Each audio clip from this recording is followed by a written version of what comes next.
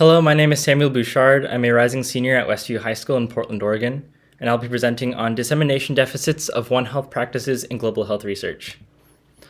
So a little bit about me. I was drawn to global health because of my interest in public policy and medicine, and I'm currently a translational neurology intern at the Oregon Health and Science University Brain Institute. So implementation science, what is it and why should we care? Implementation research is the scientific study of methods to promote the systematic uptake of research findings and other evidence-based practices into routine practice, and hence to improve the quality and effectiveness of health services. It includes the study of influences on healthcare professional and organizational behavior. The goal of implementation science is not to establish the health impact of a clinical innovation, but rather to identify the factors that affect its uptake into routine use. And so what ends up happening in the current research pipeline, at least, is that the implementation is under-researched. And so there ends up being a gap between what we know and what's been published in the research community and then what we actually do and what's in practice in hospitals and everything.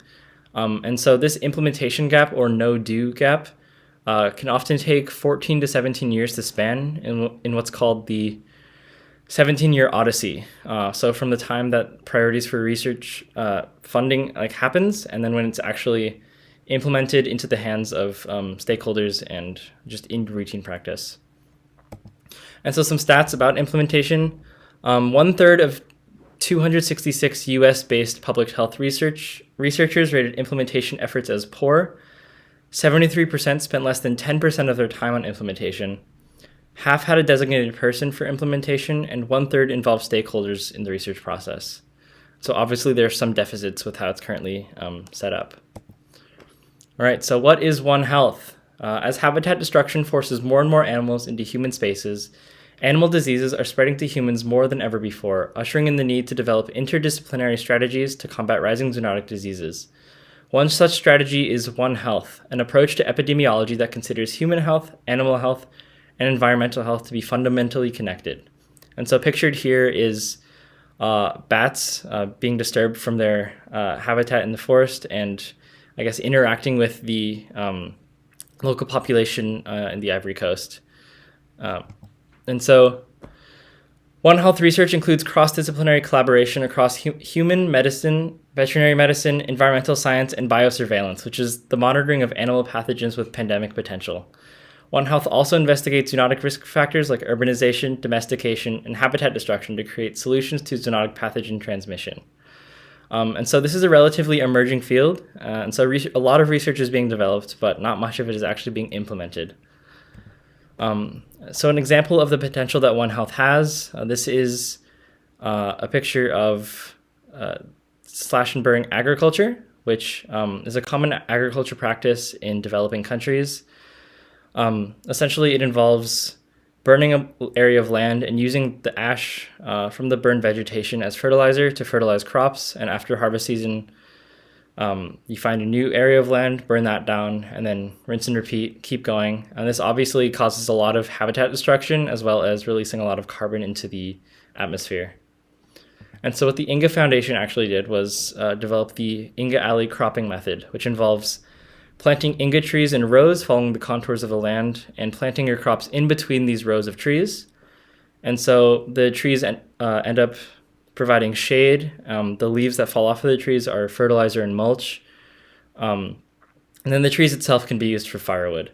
And so this is a carbon negative way of farming. It also is stationary, so you stay in one place, which is magnitudes better than slash and burn agriculture, and it can be implemented very quickly into those environments.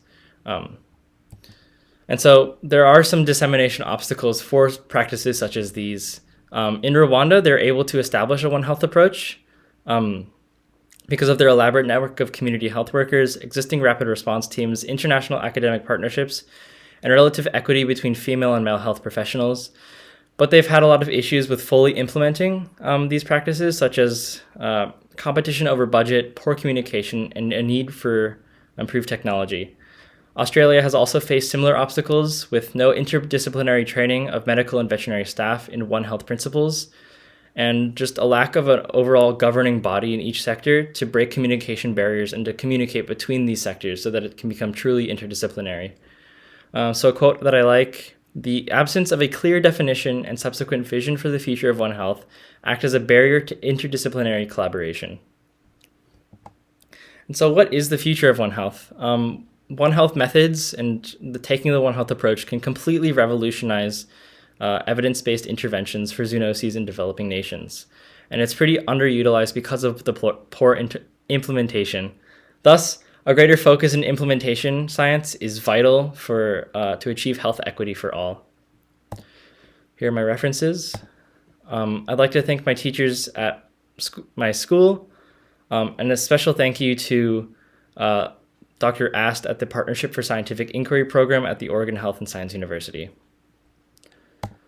I'd also like to take a second to mention the One Health Hackathon, which is an annual global hackathon that tries to find solutions to zoonoses using the One Health approach.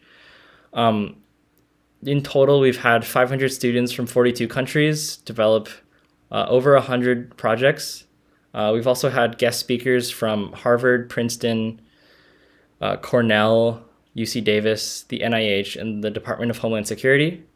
So yeah, check us out, onehealthhackathon.org. If you have any questions, here's my contact. Thank you so much.